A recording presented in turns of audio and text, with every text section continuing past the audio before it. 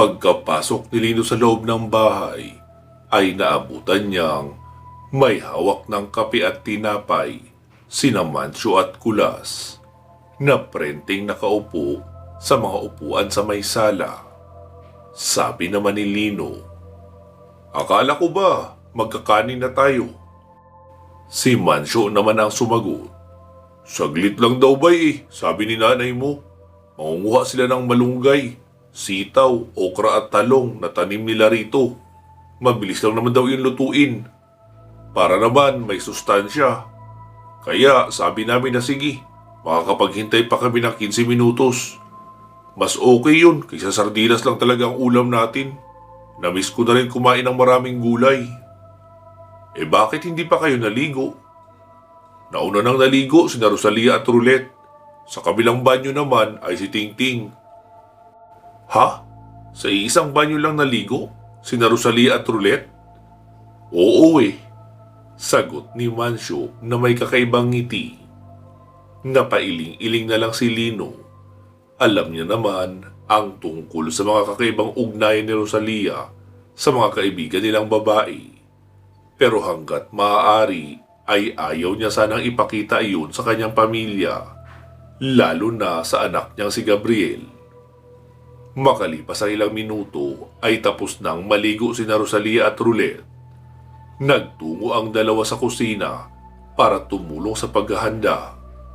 Sabi naman ni Lino, "Mauna na ako sa inyong maligo init na ako Wika niya at agad nang nagtungo sa banyo. Ipinaghanda na rin naman siya kaagad ni Mariposa ng mga pagbibihisan, kaya diretso na siyang pumasok sa banyo. Noong matapos ay saktong luto na ang ulam at kakain na sila. Habang kumakain sila ay naroon lang din ang mga magulang ni Lino, nakamasid sa kanya. Sabi naman ni Lino, "Bakit ganyan kayo makatitig sa akin, Nay?" Kasi anak, naisip lang namin ni tatay mo. Kung nakita nilang lahat na laging abo ang katawan mo, kaninong katawan ang gamit mo ngayon?" Sabi naman ni Lino, "Siguro ito pa rin naman ang katawan ko. Same shape pa rin ang lahat Wala akong napapansin kakaiba. Maliban sa mas makinis ako ngayon. Walang kahit isang peklat na nagmula sa mga nauna kong laban. Kahit mula sa sugat ko sa labanan sa biniktikan. Parang nirecycle lang siguro. Ganun ang ginawa. Pero ewan ko rin. Basta ang mahalaga, ayos na uli ang lahat. Wala nang nakaambang panganib sa atin o sa mundo." "Oo nga naman anak, tama ka. Sige na, kumain ka na dyan. Tara na muna roon, Sally. Hindi siya makakakain kung panay ang titig natin sa kanya." Aya pa ni Mang Roland sa asawa na mukhang hindi pa rin nagsasawa sa kakatitig sa mukha ng anak. Matapos makakain ay saglit silang nagpahinga sa may sala. Sabi ni Lino kay Rosalia, "Mahal, ayos lang ba? Doon muna ako matutulog sa kwarto nila Mariposa at Gabriel. Miss na miss ako ng bata Nariyan naman si Roulette, makakasama mo sa pagtulog." "Oo naman mahal, walang problema." "Salamat mahal sagot pa ni Lino habang hinihimas ang likod ni Gabriel na naroon nakasandal sa kanya dahil antok na iyon.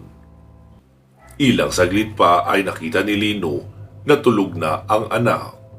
Kaya sinabi niyang, "Mauna na kami sa taas. Tulog na si Gabriel para makatulog na ito ng tuloy-tuloy." "Oo sige," sagot ni Rosalia tapos humalik sa noo ni Gabriel. Nasa gitna kasi ni Lino at Rosalia si Gabriel. Tapos si Mariposa naman ay naroon sa kusina, tumutulong kay Aling Sally sa paglilinis. Binuhat na ni Lino ang anak at tinawag si Mariposa para ituro kung saan naroon ang kwarto nila. Pagkaakyat lang ni Lino ay sinabi ni Roulette, "Tara na rin Rosalia, sobrang inaantok na ako Pagod rin talaga." "Oo sige," sagot naman ang huli at sabay na silang umakyat. Sina Kulas at Mancio naman ay agad nang binigyan ni Mang Roland ng malapad na banig at unan. Sa gilid ng sala lang sila matutulog. Masyado naman kasing maluwag ang sala, na pwedeng tulugan ng 10 tao ang isang hilera sa kaliwang bahagi. Kasama na rin nilang matutulog roon si Dodong Dominic. Pagkapasok ni Lino sa kwarto ni na Mariposa ay sabi niya, "Oh, bakit kayong dalawa lang ang nakapwesto rito? Dalawa naman ang double deck at malawak ang espasyo sa ibaba. Pwede pang latagan ng banig oh." Sabi naman ni Mariposa, "Mas malawak naman ang iba pang kwarto, kaya doon na sila nagsama-sama. Natatakot silang matulog rito dahil baka raw magkaroon si Gabriel ng masamang panaginip. Tapos bigla na lang silang kumpasan ng tigalpo, maging abo pa sila nang wala sa oras." Sa bagay, may punto sila. Hindi malayong mangyari iyon dahil hindi naman malalaman ni Gabriel ang pinagkaiba ng gising at tulog. Sa isang deck humiga si Mariposa. Sa katapat naman sina Lino at Gabriel.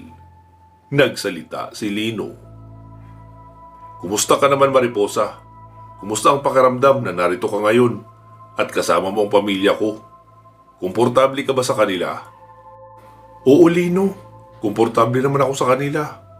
Parang totoong anak rin naman ang turing nila sa akin. Kaya pakiramdam ko ay nagkaroon na rin ako ng sariling pamilya. Lalo ngayon, nakasama ko rin dito si Maribeth. Pagdating naman kay Gabriel, na-enjoy niya rin naman ang buhay niya rito. Dahil maliban sa maraming nag-aalaga sa kanya, ramdam niya rin ang pagmamahal sa kanya ng mga kapatid mo, pati na rin ang mga dalaga. Halos walang araw na wala ring surprise kay Gabriel. Mga maliliit na bagay lang naman, merienda, laruan, o di kaya mga activities gaya ng bahay-bahayan, luto-lutuan, at kung ano-ano pang laro na bago kay Gabriel. Palagi ko lang din sinasabi kay Gabriel na normal sa laro ang matalo. Kaya huwag iinit ang kanyang ulo at huwag rin siyang gagamit ng kapangyarihan sa laro dahil baka makapanakit siya. Minsan nga kapag umiiyak ang anak ni Mira, pinagtitripan niyang palutangin sa ere kapag hindi nakatingin si Mira. Tawa naman ang tawa ang batang iyon at gustong gusto kapag nakalutang. Kaya pinandidilatan ko ng mata si Gabriel dahil baka magalit si Mira kapag nakita ang ginagawa niya. Tumatawang pagkikwento pa ni Mariposa. Sa katagalang titig ni Lino kay Mariposa ay tila nakaramdam siya ng kakaibang init. Tumayo siya at nilagyan ng unan ang gilid ni Gabriel. Saka lumapit kay Mariposa. "Mariposa, ayos lang ba? Kung makitabi ako sa iyo saglit, parang namiss kita eh. Isa ka sa mga naiisip ko noong mga panahong malapit na ako pumanaw. Kayo ni Gabriel. Kaya naisip ko na kapag muli ko kayong makita ay babawi ako sa inyo. Tsaka sa iyo na rin. Hindi man natin aminin, nakakulong na rin ang buhay mo sa akin dahil mukhang hindi ka na makakapag-asawa ng iba." Sabi naman ni Mariposa, "Mali ka, Lino. Hindi kulungan ang tingin ko sa sitwasyon ko sa iyo ngayon. Masaya ako na narito ako sa puder mo. Hindi mo man ako legal na asawa o kasintahan, meron pa rin hindi nakikitang koneksyon sa ating dalawa. Maliban doon, andyan si Gabriel, isang malinaw na patunay. Mahal kita, Lino. Dati pa at alam mo yan. At tungkol naman sa pag-aasawa, wala din naman talaga akong balak na maghanap ng iba pang lalaki. Ipinangako ko sa sarili ko na ikaw lang ang una't huling lalaki na hahawak sa katawan ko." Sabi naman ni Lino, Mariposa, so pwede bang mahawakan ko uli ang katawan na sinasabi mo?" Ngumiti si Mariposa. Inabot ang batok ni Lino at tinawid na ang distansya ng kanilang mga labi. Dahil sa solo naman sila sa kwartong iyon, kaya walang makakarinig o makakaistorbo sa kanilang gagawin. Pinagsaluhan na nga nila ang init na kanilang nararamdaman sa bawat isa. Bawat kilos at galaw nila ay puno ng pagmamahal at pagkalinga. Makalipas ang mahigit kalahating oras ay tapos na sila. Sabi ni Mariposa, "Lino, magbihis ka na at bumalik ka na sa tabi ni Gabriel. Baka ikwento niyan kina nanay mo bukas na pagkagising niya tayo magkatabi. Alam mo naman yung batang yan, napakadaldal na. Lahat ng bagay itinatanong at pinapansin." Okay, sige. Sagot ni Lino at agad nang lumipat sa tabi ng anak. Kinabukasan, pasado alas 7 ay gising na si Lino. Bumangon na siya dahil may mahalaga siyang ipapakisuyo kay Roulette. Hinagkan niya sa noo si Gabriel pagkatayo at noong aalis na ay napatingin siya kay Mariposa na mahimbing pa rin ang tulog. Nilapitan niya rin iyon at hinagkan sa pisngi. Tapos saka na siya lumabas ng silid. Hindi alam ni Lino na mababaw na ang tulog ni Mariposa. Kaya agad iyong nagising noong hagkan ni Lino sa pisngi. Napangiti na lang ang dalaga at kinilig dahil sa halik na iyon. Minsan lang iyon mangyari sa buhay niya. Pagkababa ni Lino ay naabutan niyang naroon na sa may labas ng bahay sina Kulas, Mancio, Dominic at Alfred. Sabi ni Kulas, "Anong lakad natin ngayon, Lino?"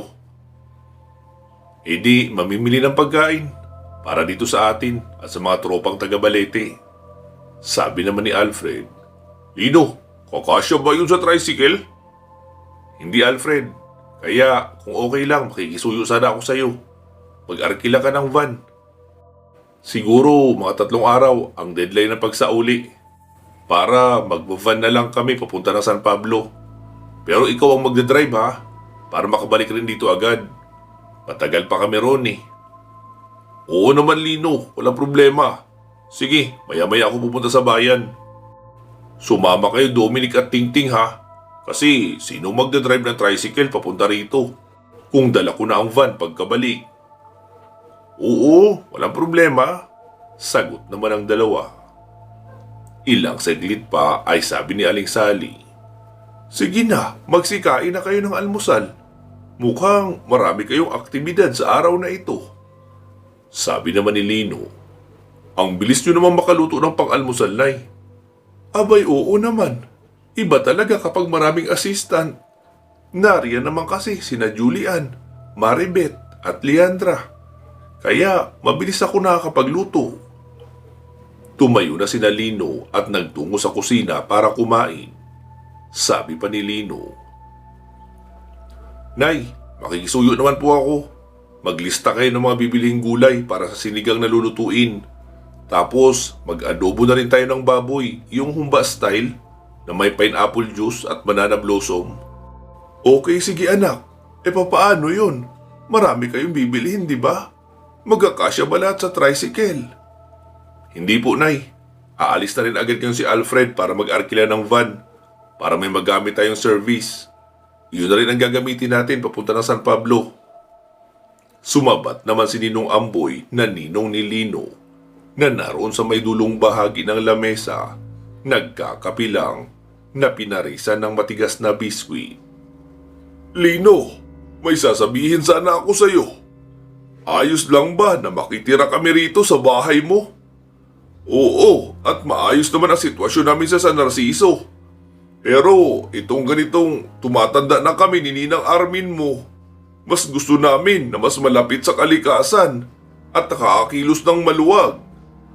Doon kasi sa San Narciso ay sa loob ng simentadong compound lang kami umiikot maghapon. Samantalang rito, makakatulong kami pareho sa pagtatanim ng gulay. May maisan pa pala sila rito. May babuyan at manukan. Ang sabi sa akin ni Doming na sa'yo raw ang lahat ng iyon. Kaya kung okay lang sa'yo, dito na lang kami." Sabi naman ni Lino, "Okay lang po sa akin, Ninong. Kayo, Julian at Leandra, saan nyo gusto?" Sabi naman ni Julian, "Ako rin po, Kuya Lino. Gusto ko rito." Ikaw, Leandra?" "Gusto ko po sa San Narciso, Kuya Lino. Baka kasi mahirapan si Tita Sally kung siya lang ang mag-aasikaso sa lahat ng gawaing bahay.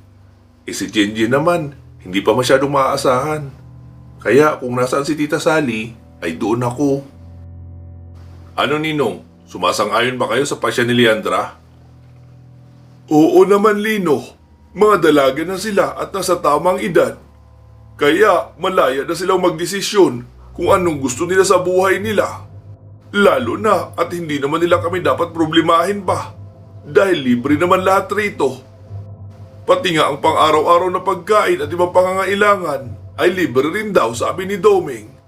Tapos may paghahatian pa kaming pera tuwing magbebenta ng mga baboy. Opo, tama kayo dyan, Ninong. Ang usapan kasi namin ni Mang Doming sa lahat ng kabuhayan rito, kapag may nabenta o kumita ay paghahatian namin. Ang kalahati ay mapupunta sa kanila. Paghahatian nila bilang personal nilang pera. Ang kalahati naman na siyang share ko ay iyon ang gagamitin bilang pang-maintain sa mga kailangan nito sa bahay, gaya ng pambili ng bigas, sabon panlaba, sabon panligo at pambayad na rin sa kuryente. Ang swerte pala nila rito, Lino. Sagot mo na ang lahat, may income pa. Hindi naman po yung swerte, Ninong, kasi ang income na iyon naman ay manggagaling rin sa pinaghirapan nyo. Maraming salamat, Lino, ha? Hindi mo lang kami iniligtas sa kamatayan. Parang ikaw pa ang bumuhay sa buo naming pamilya. Wala po yun, Ninong. Ginagawa ko lang ang makakaya ko para makatulong. Tumutulong nga tayo sa ibang tao eh. Sa mismong mga malalapit na kamag-anak pa ba? Hulog ng langit ka talaga sa amin, Lino. Wika ni Ninong Amboy na tila naluluha. Matapos makakain ay tumayo na si Lino. Naabutan niyang nasa sala sina Rosalia at Roulette. Oh, kumusta na kayo? Nakatulog ba kayo ng mahimbing? Wika ni Lino at tumabi kay Roulette. Sumandal naman sa kanya si Roulette at niyapos ang braso niya. Oo, Lino, nakatulog kami ng mahimbing. Pero bitin pa rin eh, para kasi may kulang. Ha? Anong kulang? Eh di ikaw. Mas magiging masarap ang tulog namin pareho ni Rosalia kung nasa gitna ka naming dalawa. Sabi naman ni Lino. Nako, edi ako naman ang napuyat. Mabuti na lang pala at kay Gabriel ako tumabi. Mahimbing pareho ang tulog namin. Wey, talaga? Si Gabriel lang ang tinabihan mo?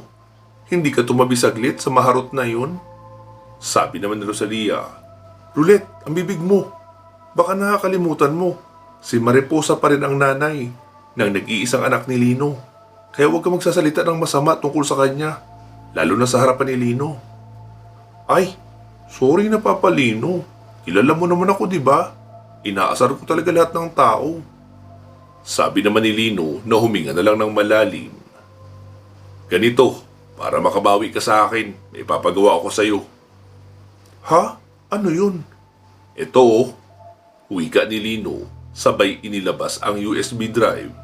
Sabi naman ni Roulette, kilala ko ang USB na ito ah. Ha? Paanong kilala? Ako ang may-ari niyan. Saan mo yan nakita? Sa computer ni Damian. Eh anong laman ito? Naku, maswerte ka Lino at nakuha mo ito.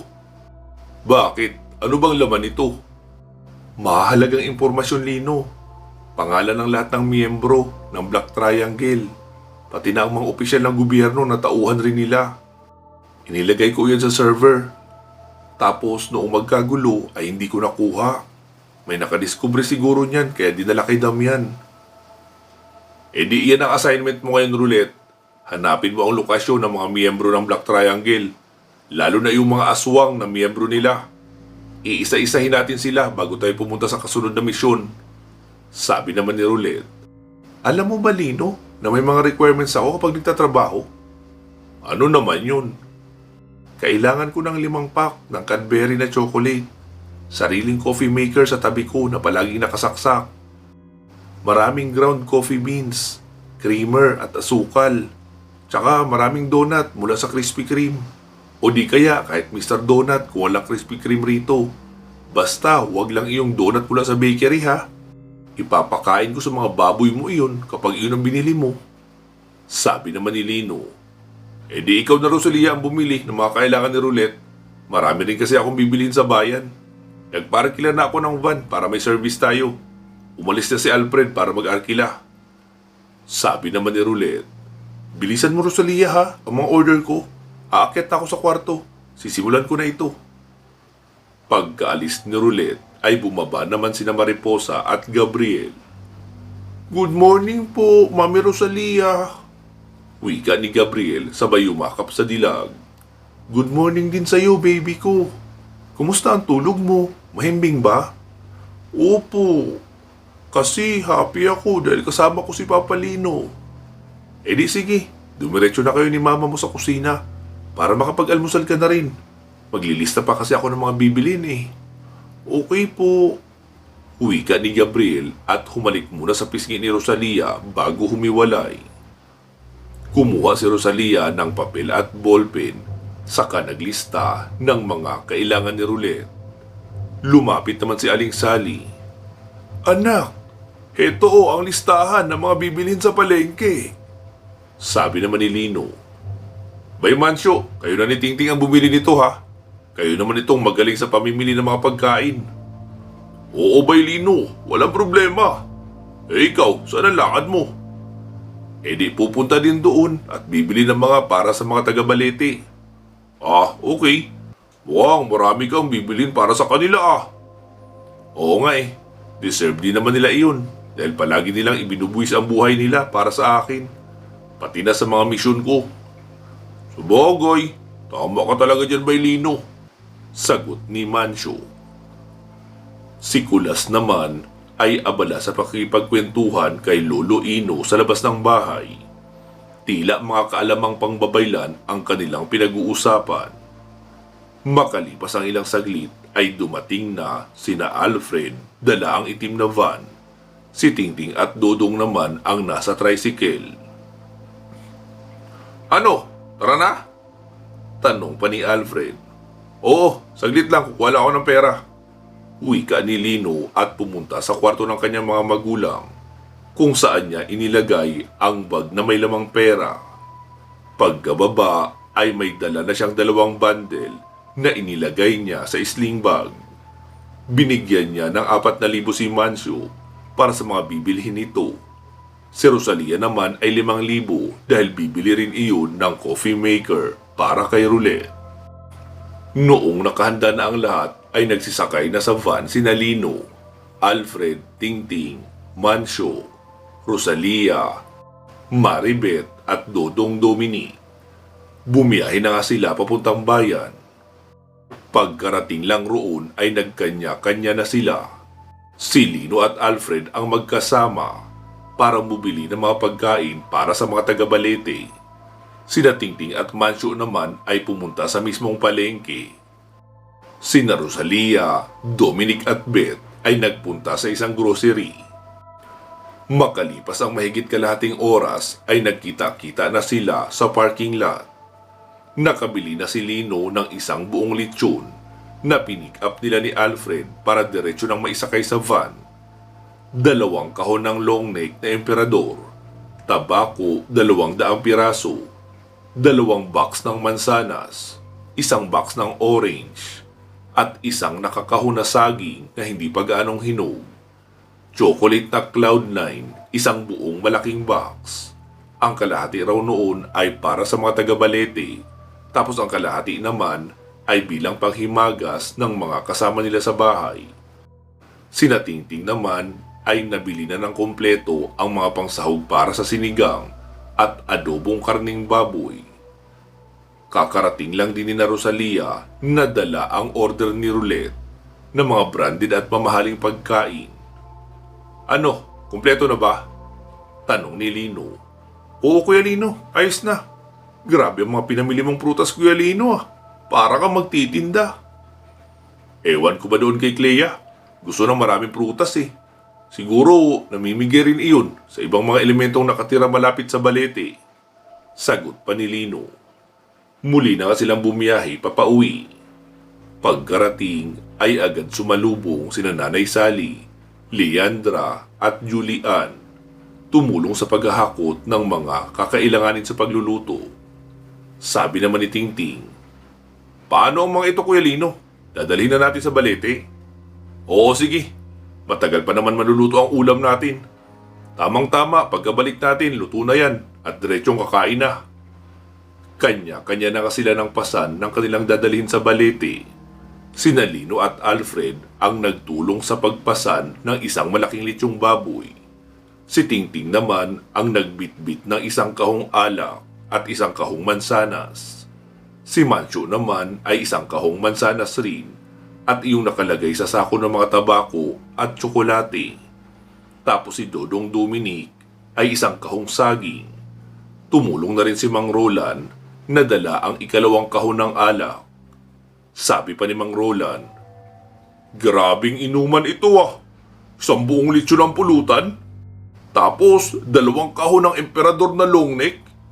Kung normal na tao makikipagsabayin sa pag-inom sa kanila, ay kakailanganin magpalit ng atay at baga buwan-buwan. Dahil siguradong matutunaw agad kung walang ibang gagawin kundi ang mag-inom ng hard na alak at magtatabako." Sabi naman ni Tingting, "Ang swerte nga ng mga ito, Mang Roland eh. Hindi yata tinatablan ng sakit sa atay o ulcer.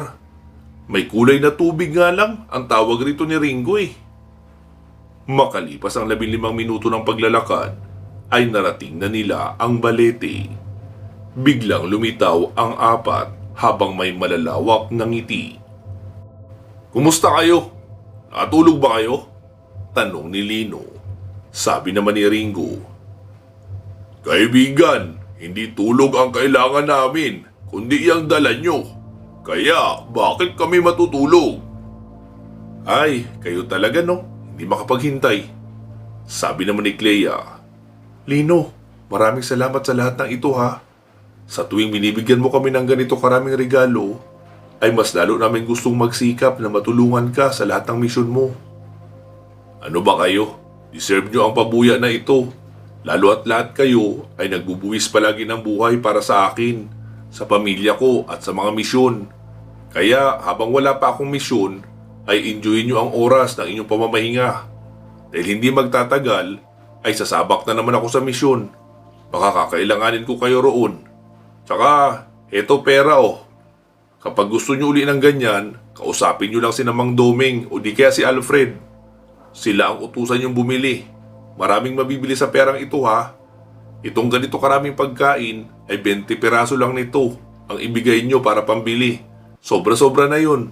Kasi tagi-1,000 ang perang ito. At itong buong bundle na ito, 100,000 ang laman nito.